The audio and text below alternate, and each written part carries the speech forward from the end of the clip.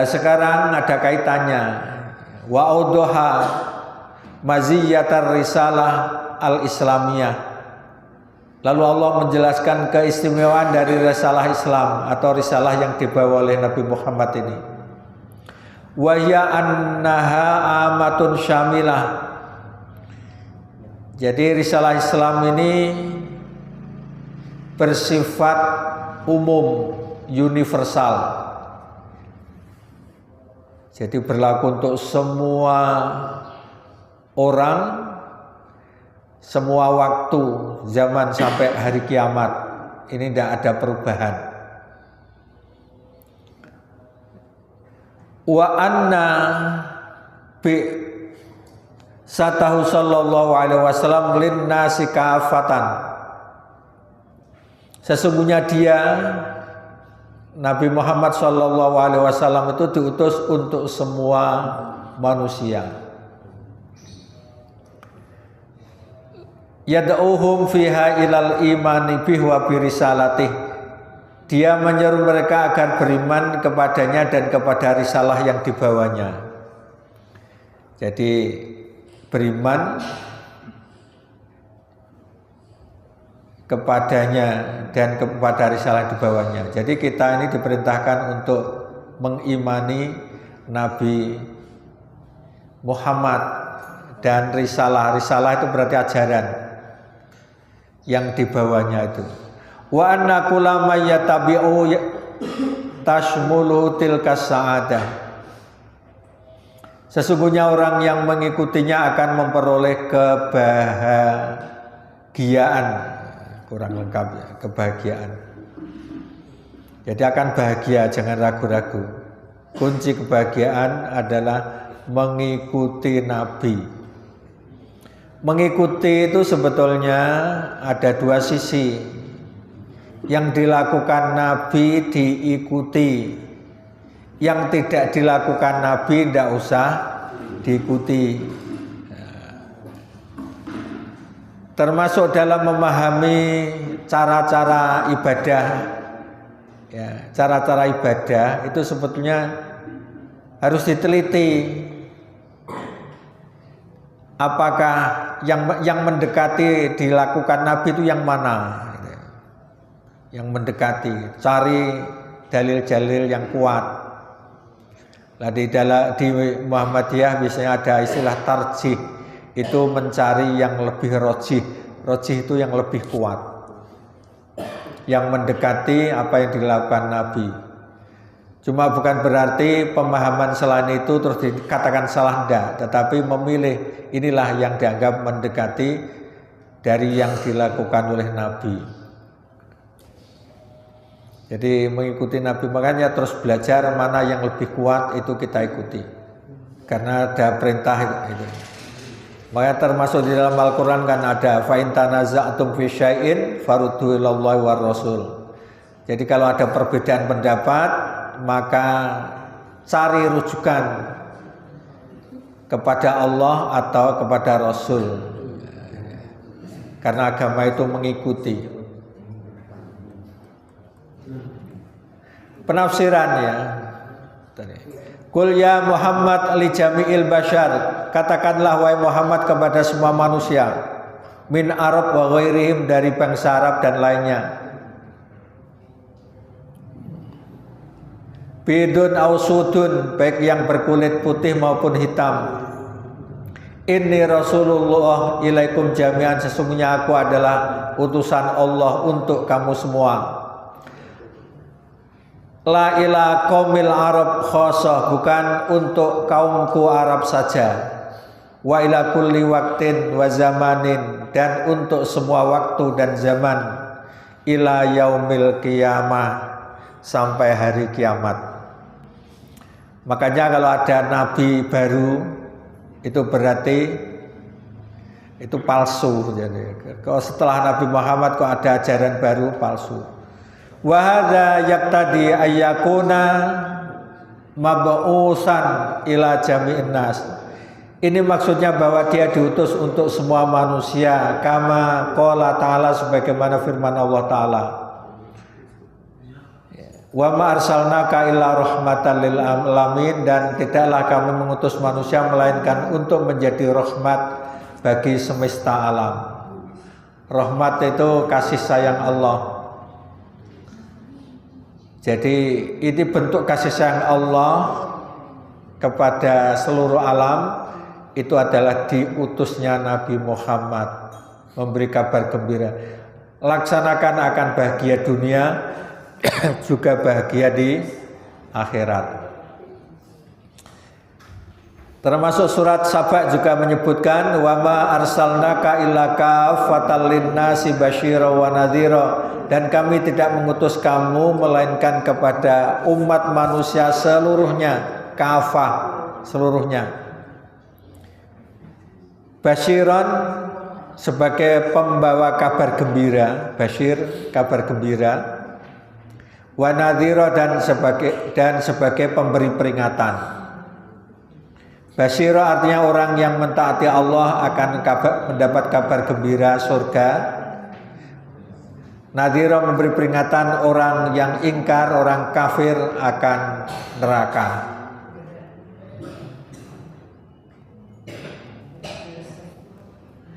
Ini juga berarti untuk semua manusia ya. Surat Al-An'am ayat 19. Wa ukhiya ilayya hadzal Qur'an liunzirakum bih wa man balagh. Wa ukhiya ilayya hadzal Qur'an, dan Al-Qur'an ini diwahyukan kepadaku, kepada Nabi Muhammad. Wa qala ya, dan bukan Allah berfirman, wa qala ini Nabi Muhammad.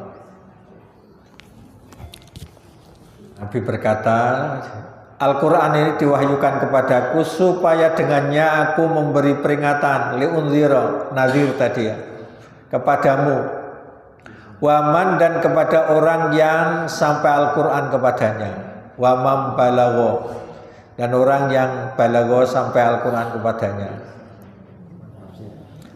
Wa unzira kullaman balaghahu, artinya agar aku memberi peringatan kepada orang yang Al-Quran sampai kepadanya.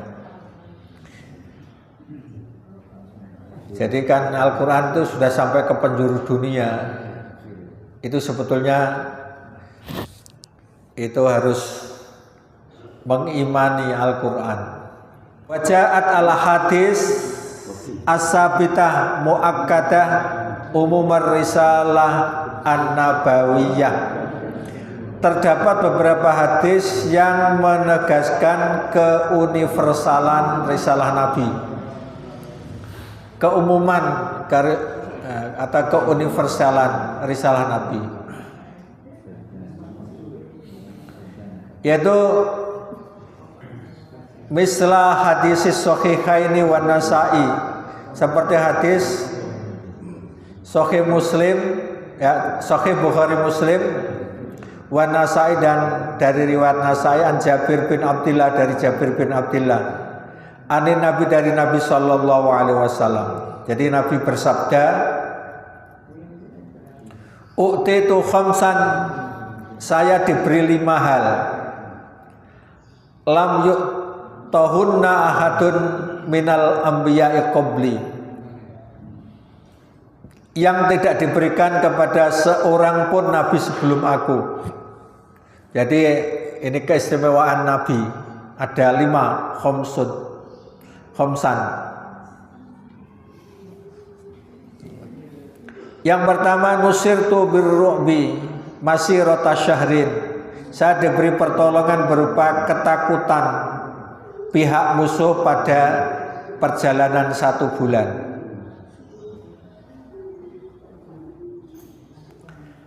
Jadi artinya umat Islam itu akan berjalan menuju tempat persiapan untuk perang, itu musuh sudah takut. Jadi meskipun senjatanya itu biasa-biasa, tapi musuh itu takut. Ya termasuk Israel itu takutnya luar biasa. Itu diberi rasa ketakutan pihak musuh kepada pasukan Islam. Itu yang pertama. Jadi membuat takut musuh. Yang kedua, wajuilat lil ardu masjidan wa tahuran. Bumi atau tanah, maksudnya tanah, debu, itu dibuatkan untukku sebagai masjid. Masjid itu artinya sebagai tempat sholat. Wa tahuran, dan alat bersuci. Jadi masjid itu tempat sholat, juga untuk alat bersuci. Fa ayyuma rajulin min ummati adrakathu shalah falyusalli. Siapa saja dari umatku yang menjumpai waktu sholat, maka hendaklah dia sholat di bumi manapun. Cuma ada kekhususan ya, karena itu tempat yang tidak pantas untuk sholat. Ya, Nabi pernah memberi petunjuk jangan sholat di kandang misalnya ya. Kandang itu berarti ya tempat untuk ya menambatkan binatang ya. Ojo ning kandang, masuk sholat ning kandang. Itu kan ada kotoran yang tidak pantas. Atau di pembuangan sampah, di mazbalah. Jadi yang lain boleh, itu suci, semua tanah suci, termasuk sebagai alat bersuci kalau memang tidak ada air, bisa untuk mengganti mandi besar dan untuk mengganti wudhu melalui tayamum. Jadi meskipun mandi besar orang usah diberi debu semuanya sampai kepala, ndak, cukup tayamum ya, udah usah gulung-gulung. Tapi pernah zaman Nabi ada begitu, terus diberi pemahaman cukup diganti dengan tayamum. Yang ketiga, wa khillat lil ghana walam takhillu li ahadin qabli. Dihalalkan buatku harta ghanimah. Harta ghanimah itu harta rampasan perang, dan tidak dihalalkan kepada seorang nabi sebelum aku. Yang keempat, wa u'titu asy-syafa'ah, dan saya diberi hak syafaat. Artinya di akhirat nanti yang bisa memberi syafaat adalah nabi. Meskipun ada hadis ya maksudnya nabi yang diberi hak syafaat, tetapi ada juga hadis orang yang hafal Quran juga bisa memberi syafaat. Termasuk Al-Quran sendiri juga bisa memberi syafaat. Tetapi nabi yang bisa memberi syafaat Nabi Muhammad. Wa kana nabi, ini yang kelima, nabi yub'asu ila qaumi khassah.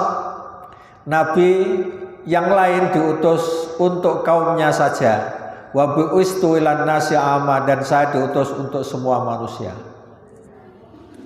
Jadi termasuk Nabi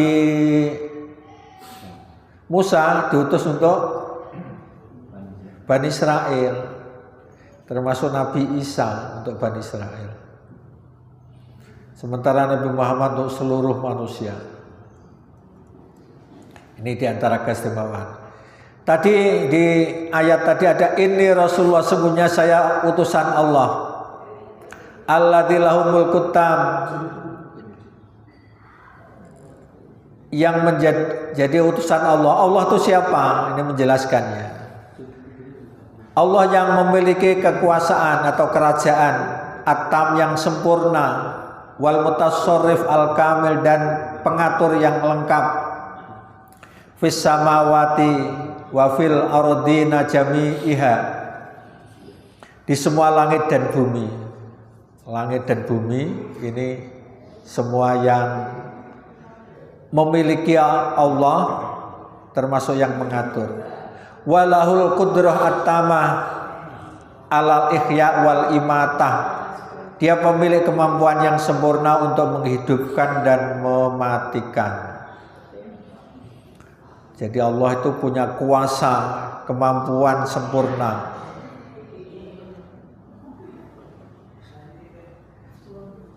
Rasa mau ngomong Jadi yang bisa menghidupkan Allah, termasuk bisa mematikan sempurna. Makanya kita ini harus sadar bahwa kita meskipun bertanggung jawab pada diri kita, sebetulnya kita tidak bisa menentukan diri ini sepenuhnya. Masih bergantung kepada Allah. Tidak makan buktinya yang mati. Jadi termasuk kapan mati juga tidak tahu. Kalau memang kita kuasa pada diri kita, maka kita bisa bertahan terus menerus. Wa qad tadammanat hadhil ayah anasirul aqidah as-salasa. Sesungguhnya ayat ini mencakup 3 unsur pokok akidah. Jadi tadi ya, itu membicarakan tentang Allah juga, membicarakan tentang akidah. 3 unsur pokok itu apa? Yang pertama wahya tauhidur rububiyah bil iman. Yang pertama tauhid rububiyah dengan iman. Tauhid rububiyah itu apa? Tauhid rububiyah itu tauhid yang berkaitan dengan sifat-sifat Allah, yaitu membicarakan tentang Allah itu mempunyai sifat bagaimana. Jadi perbuatan Allah itu perlu diimani. Juga tentang tauhid uluhiyah, tentang tauhid uluhiyah. Tauhid uluhiyah itu bil iman wal amal, perlu diimani juga, tapi juga dilakukan. Artinya kita ini jangan hanya beriman, tetapi harus melaksanakan. Uluhiyah itu misalnya tadi uluhiyah berasal dari kata ilah, la ilaha illallah, tidak ada Tuhan yang berhak disembah atau diibadahi kecuali Allah. Ini artinya bahwa kita percaya yang disembah itu Allah, kita harus menyembah, tidak boleh kepada yang lain. Itu namanya amal. Ai bi ibadatillah wahdah, artinya dengan beribadah kepada Allah semata. Ini adalah inti daripada ajaran Islam. Inti semua ajaran yang dibawa oleh Nabi. Pembahasan yang lalu sudah kita bahas.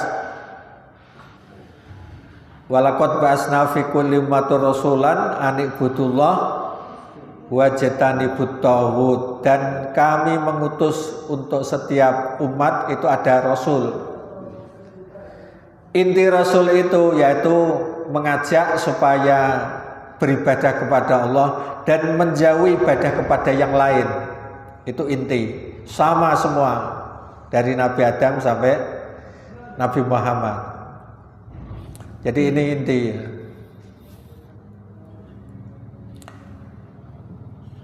Jadi harus bisa menjelaskan, kita ini istilahnya minimal harus paham. Tauhid itu intinya ada 2, tauhid rububiyah, ada tauhid uluhiyah. Rububiyah itu berarti tentang sifat Allah.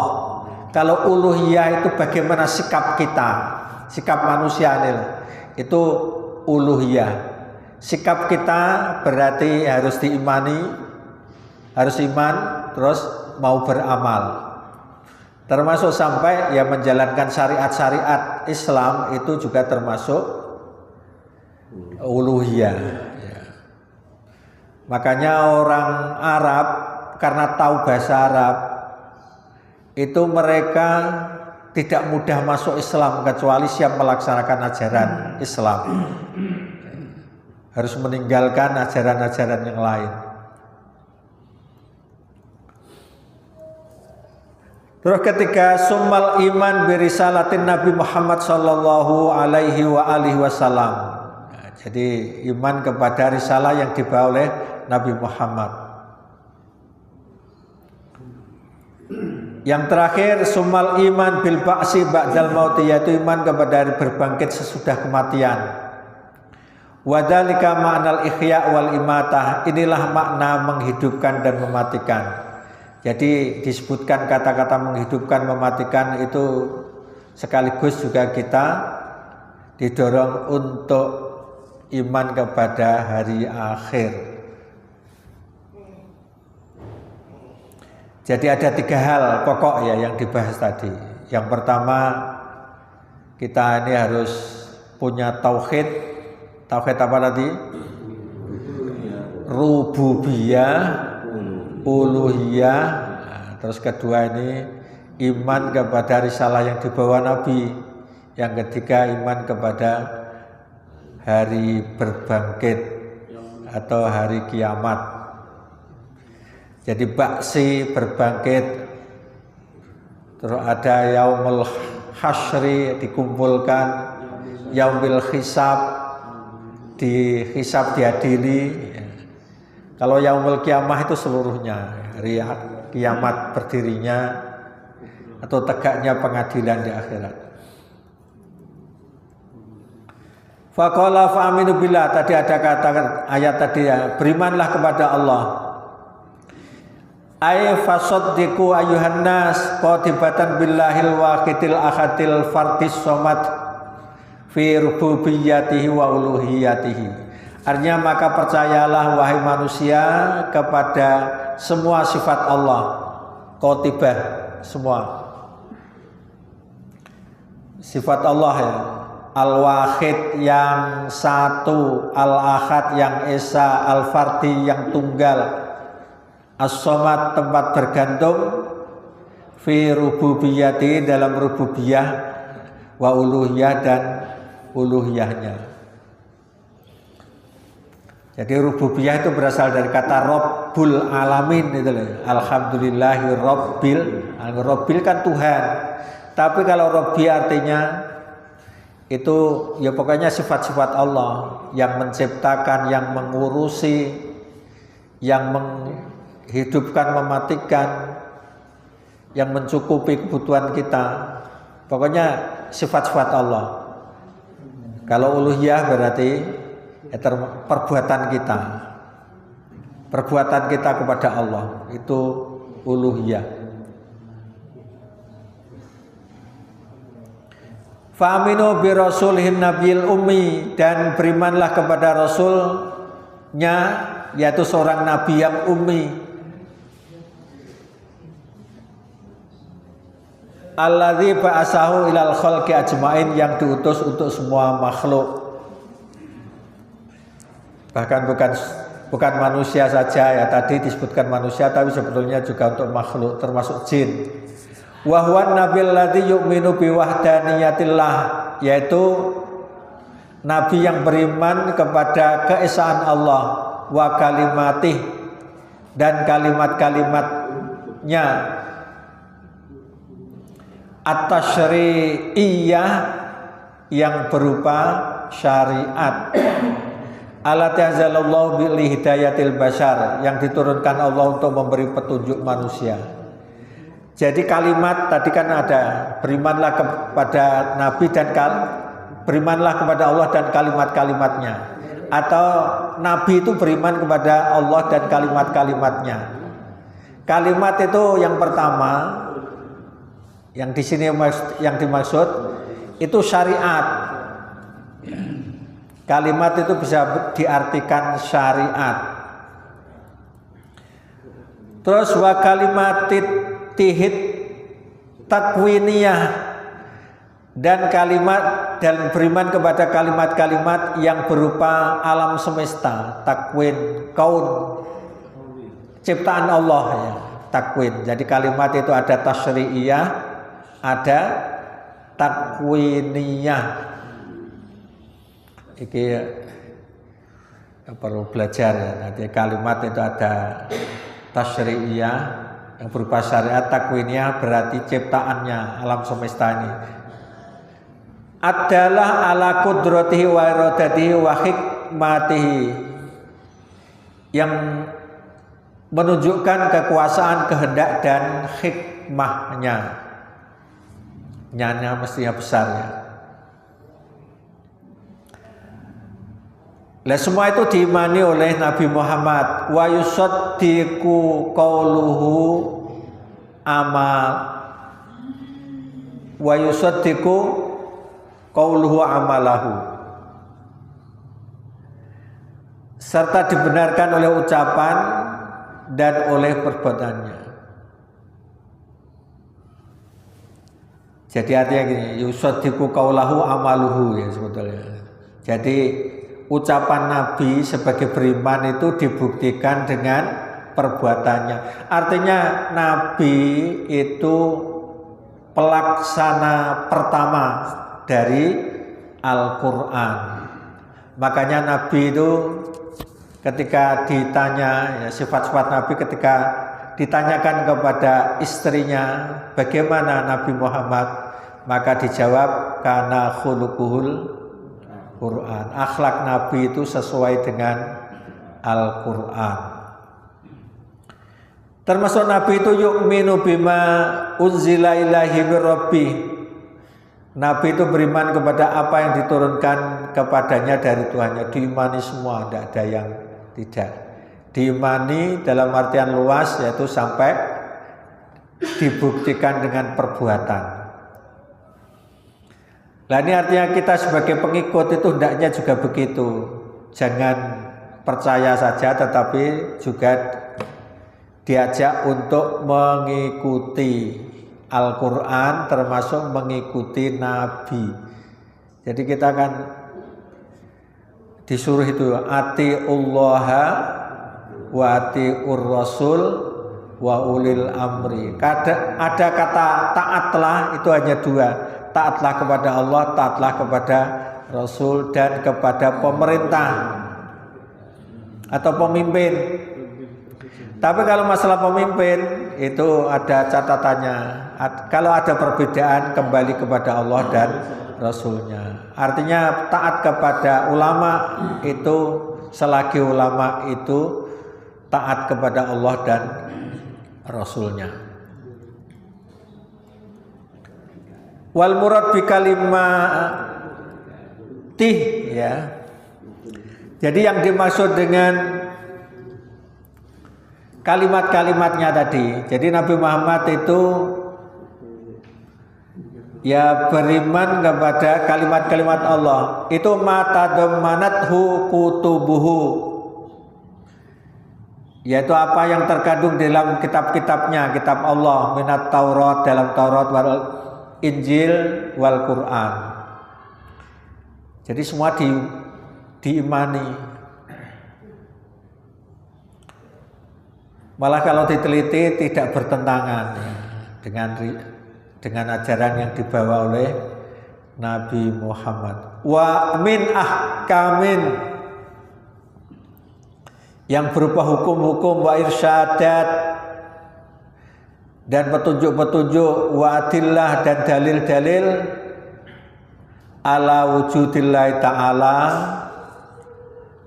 wa wahdaniyati wa qudratihi, atas wujud, keesaan, dan kekuasaan Allah Ta'ala. Jadi pokoknya isi Al-Quran, isi kitab-kitab itu ya. Kitab itu artinya ya semua pasti membicarakan Allah itu wujud. Jadi Tuhan itu disebut Allah. Terus kemudian bahwa Allah itu Esa, termasuk Allah itu Maha Kuasa.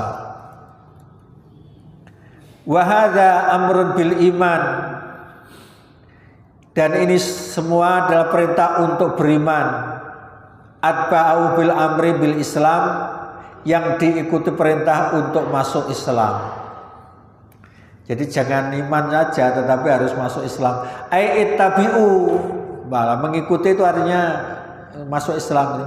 Mengikutilah manhajah dan Nabi, manhaj dari Nabi ini. Jadi yang sering kita gunakan ya, itu istilah manhaj, bukan madhab.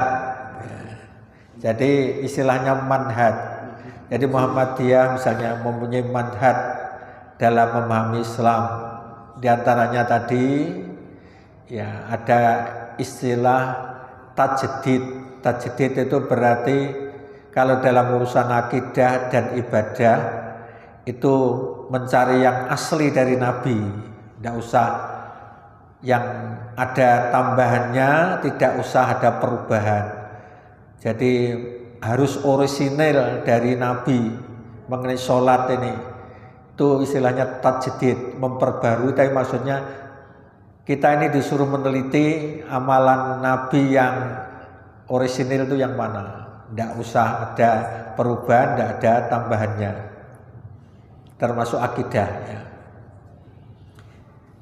Itu diantaranya, termasuk adalah istilah tarjih tadi, mencari yang paling kuat. Jadi diantara pendapat misalnya subuh itu kunut atau tidak ya, maka itu setelah diteliti, maka dalil yang lebih kuat itu tidak kunut misalnya. Itu namanya manhaj, yang jadi manhaj dalam berislam ya. Kalau madhab itu mengikuti salah satu pendapat orang itu madhab, ini madhab Syafi'i, ini madhab ini. Jadi pokoknya percaya karo Imam Syafi'i biasanya begitu madhab ya. Kalau manhaj itu berarti ada teori, yaitu meneliti lagi ya, ada penelitian. Yang penting tujuan intinya manhaj itu adalah mengikuti, benar-benar mendekati yang dilakukan Nabi. Wasluku tariqahu, jadi tempuhlah jalannya, jalan Nabi, fi kulli ma ja'abih, dengan melaksanakan semua yang dibawanya. Litahdatu ila tariqil mustaqim, agar kamu mendapat petunjuk ke jalan yang lurus. Alladzi la iwaja fihi, yang tidak ada bengkoknya.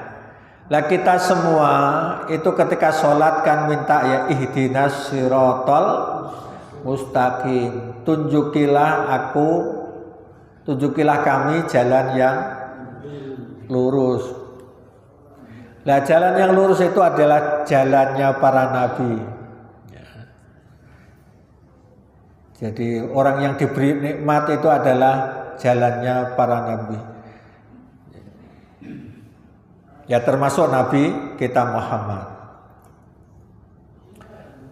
Aurojaan antah bil iman wattiba isyar'i, atau berharap agar kamu mendapatkan petunjuk dengan iman dan mengikuti syariat. Ila ma fihi sa'adatikum fid dunya wal akhirah. Jadi agar mendapatkan kebahagiaan kamu di dunia dan akhirat. Paham ya intinya? Jadi beberapa hal tadi itu, yang pertama Nabi Muhammad itu diperintahkan untuk semua manusia, terus kemudian sifat-sifat Allah, yang terakhir kita ini jangan hanya mempercayai tetapi harus mengikuti. Wal haq ya, yang benar, annahu la hadya sahihan sabitan illa fil Quran, bahwa tidak ada petunjuk yang benar lagi abadi kecuali Al-Quran. Wala khaira illa fiddin, dan tidak ada kebaikan kecuali dalam agama. Ini yang perlu kita yakini.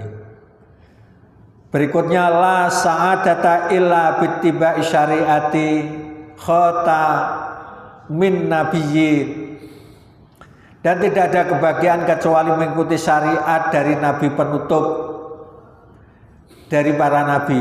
Jadi dari penutup para nabi, yaitu Nabi Muhammad. Jadi tidak ada kebahagiaan lain, jalan tidak ada. Terus wa bimiqdaril iltizam bisyariah yakunun najah fid dunya wal akhirah. Sejauh mana konsistennya dalam syariat, maka itu menjadi kesuksesan di dunia dan akhirat.